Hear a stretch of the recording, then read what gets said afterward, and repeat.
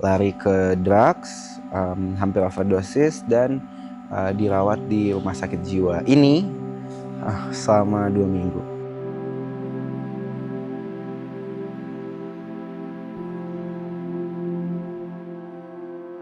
Nama saya Rahagani Satria, co-founder and the brain of Menjadi Manusia.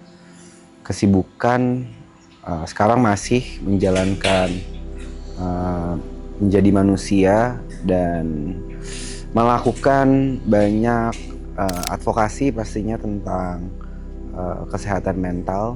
Tapi kayaknya perjalanan saya sebagai seorang mental health survivor juga pastinya cukup panjang gitu. Di beberapa kesempatan saya juga sering bilang bahwa perjalanannya nggak mulus. Pastinya saya didiagnosa punya penyakit mental ADHD tahun 2016, dan pada saat itu stigma tentang kesehatan mental mungkin belum kayak sekarang ya, yang diomongin, kemudian bahkan menjadi sebuah diskusi di ruang publik gitu. Jadi pada saat itu pastinya ngerasa kecil, ngerasa malu, dan ngerasa nggak berdaya gitu. Sampai akhirnya lari ke drugs, hampir overdosis, dan dirawat di rumah sakit jiwa. Ini selama 2 minggu. One of yang lumayan ngubah hidup. Ya titik terendah mungkin hadir berkali-kali, tapi ini mungkin yang salah satu yang paling mengubah hidup ya. Karena kan waktu itu usia 21 tahun gitu, 8 tahun yang lalu. Siapa sih yang kebayang untuk dirawat di rumah sakit jiwa gitu, kayaknya kan nggak ada. Jadi ya it hits me hard. Punya masalah kejiwaan gitu kan bukan sesuatu yang gue sebagai manusia juga pengen gitu, ataupun sesuatu yang bisa dipilih mau apa enggak. Jadi bangkitnya mungkin menerima kenyataan tapi nggak self-pitying diri sendiri gitu. Jadi kayak ya menerima itu sebagai sesuatu yang memang sudah sepaket ya kan. Kemudian yang kedua adalah belajar untuk tahu kekurangan dan kelebihan dari apa yang gue miliki. Ketiga, gimana pada akhirnya bisa nggak cuman tahu, sadar, tapi juga mencintai kali ya, mencintai diri sendiri gitu.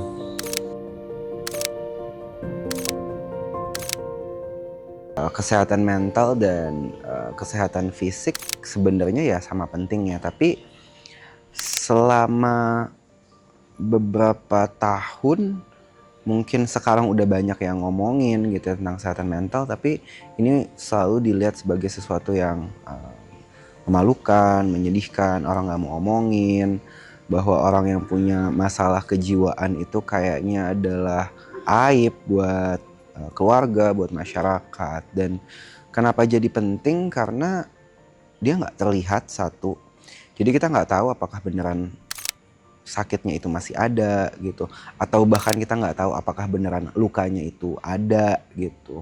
Karena nggak bisa dipungkiri setiap manusia punya luka mentalnya gitu, punya trauma akan masa lalunya yang membekas dalam dirinya, yang secara tidak langsung membentuk pribadinya sebagai seorang manusia. Saya selalu percaya bahwa ketika luka-luka itu hilang, potensi seseorang untuk menjadi versi terbaik dalam dirinya itu menjadi sangat besar. Kenapa? Karena ketika seseorang hidup dengan luka, itu kan nggak nyaman ya. Misalnya ada luka di kaki karena jatuh, berdarah, ada ketidaknyamanan. Begitu juga dengan luka mental. Nah, saya percaya kalau luka ini diobati, disembuhkan, maka dari itu ketidaknyamanannya mungkin tidak 100% hilang, tapi mungkin dia bisa jadi membaik, dan pada akhirnya dia punya kesempatan untuk bisa menjadi versi terbaik akan dirinya.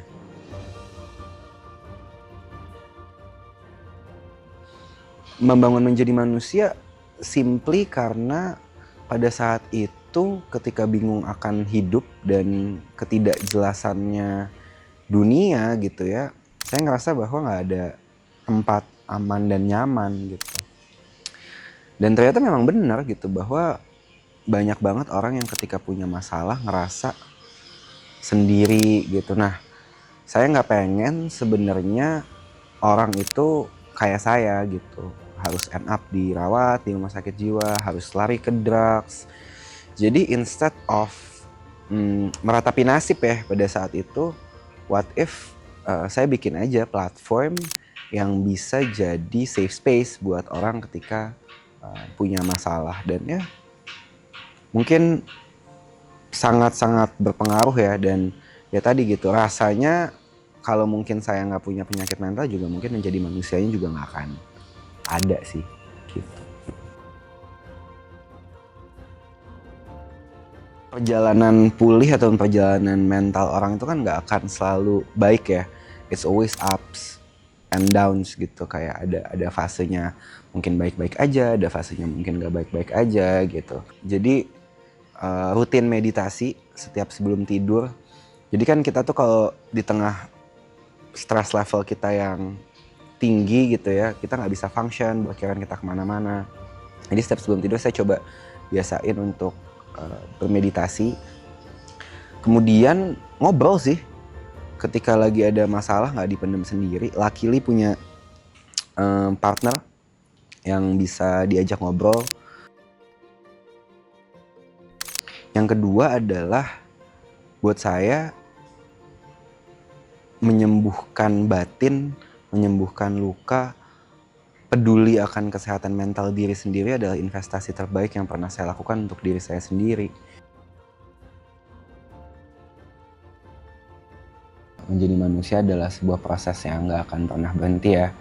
Mungkin 6 tahun bangun menjadi manusia, it's not always about the butterflies and rainbow juga kan. Nggak semua tentang seneng, tapi ada gagalnya, ada sedihnya, ada kecewanya. Tapi ya ketika gagal, kita jatuh, kita bangkit, kita buat koma. Jadi sampai sekarang menjadi manusia adalah sebuah proses yang tidak akan pernah berhenti. Gagal, jatuh, bangkit, buat koma sampai mati dan menyentuh titik akhir.